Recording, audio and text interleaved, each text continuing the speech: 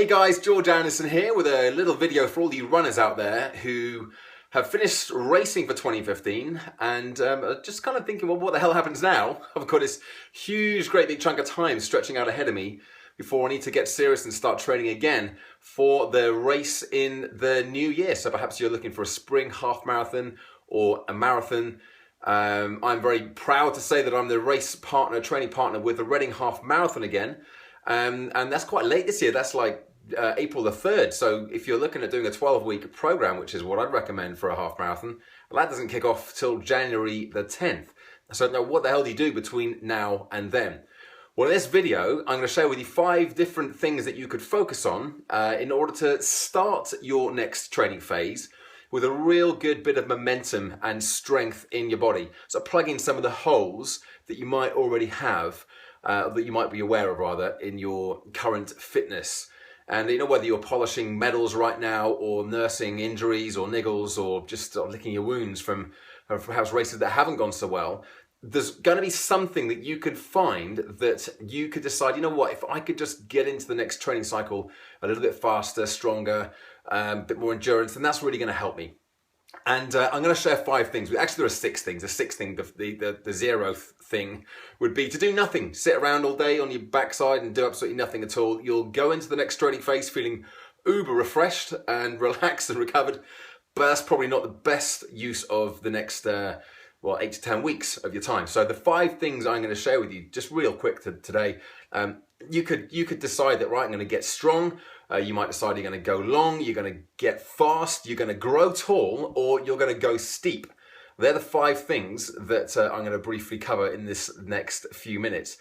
So first of all, you could decide that you're going to get strong. You might know that your body conditioning, I'm a big fan of that. I'm a big believer that body conditioning exercises where you're not actually running, but you're getting stronger. You're developing those muscles that are going to keep you on the roads, keep you running, keep you training. They work in 2 ways. They work by, first of all, getting you a little bit stronger so you're actually able to put out more work. And by keeping you more injury-free, nothing can completely bulletproof your body, but by reducing the number of niggles and injuries you get, means you get to get out there and train more, which means that you get to go faster and you get to become a stronger runner. If you know that that's a weakness, you have neglected your body conditioning, you might say, well, you know what, I'm going to back off the running a little bit for the next couple of months. I'm really going to work on my body conditioning, and you start looking for programs and things that are going to help you with that. Join a gym perhaps, take up a circuit class or a boot camp and just get strong over the next few weeks. Second thing, if you just finished a marathon or a half marathon and you know that actually you just found the endurance was really tough, you start to struggle towards the end, then you might, instead of dropping the mileage down, you might actually want to keep up with some of those long runs, maybe every couple of weeks. And you might think, okay, I'm going to go out for a long run of close to your longest run distance. So you're actually going into the next training cycle, even though that'll drop off at the beginning of the cycle, you know that you've got that endurance in the bag and you're feeling really confident and comfortable with that. But you've got to kind of monitor the situation there. You don't want to do too much of that because it's very easy to get burnt out and for your body to start picking up little niggles. And you definitely want to go into the next training phase feeling fresh. You might decide you're going to get fast, and this is a really popular option. Loads of runners are picking up my I-10 project, which is a 10K training program. It's 10 weeks long. You might not fit the whole thing in before the end of the year or between now and when you can find a 10K race or a time trial.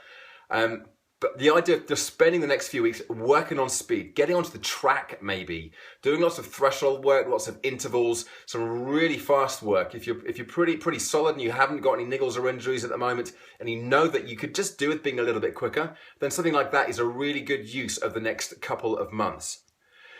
What if you find that towards the end of a race, you start finding your posture starts to deteriorate and you struggle to maintain your form? Well, in that case, growing tall could be the thing for you, and actually working on your running technique in the early and the latter stages of your training.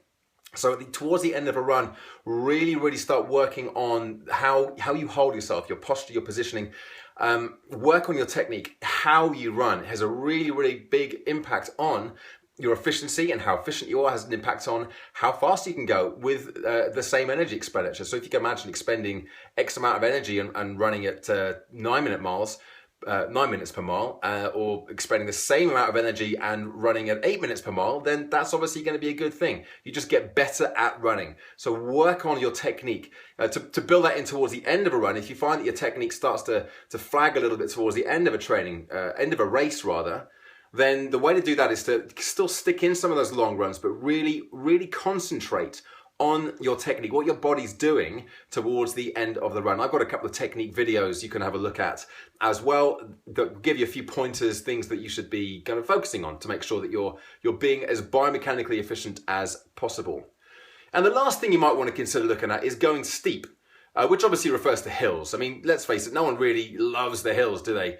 Well, actually, that's a lie. I know a few people who do love the hills, and that's kind of what we want to be shooting for here. We want to embrace the hills. We want to get to a hill on a race and think, oh, goody, there's a hill there. I'm well trained, I'm well conditioned. I've got technique on the uphill and the downhill, and that's going to fill you with confidence if you were to spend the next few weeks working on building in some just hilly runs, some fartlek hill sessions, some continuous hills.